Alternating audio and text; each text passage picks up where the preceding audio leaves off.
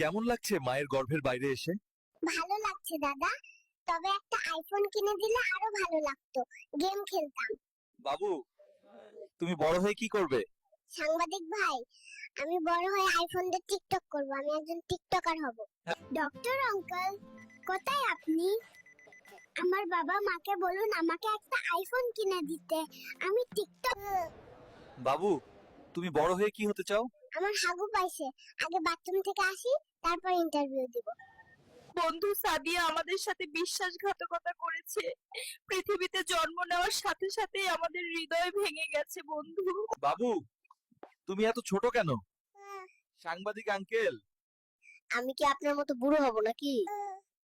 Baby, তুমি এত ছোট্ট কেন? তাহলে কি আপনার মতো বড়, বৃদ্ধ, কুৎসিত সাংবাদিক হব, দুস্থ সাংবাদিক?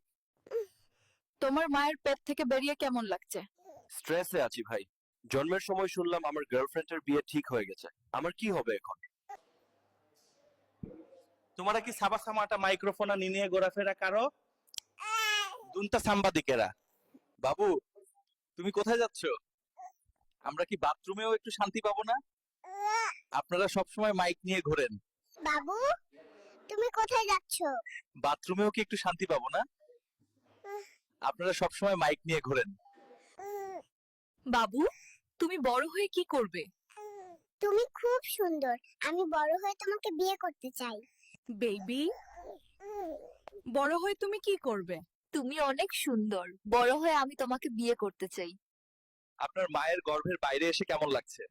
মামা, আমি আগে বড় হই, তারপর আপনাকে সাক্ষাৎকার দেব। আপনারা ডাক্তাররা কোথায় গেলেন? আমাকে কেন বের করলেন? আমি কি বলেছিলাম এই দুনিয়ায় আসতে চাই? কি দারুণ বিরিয়ানি!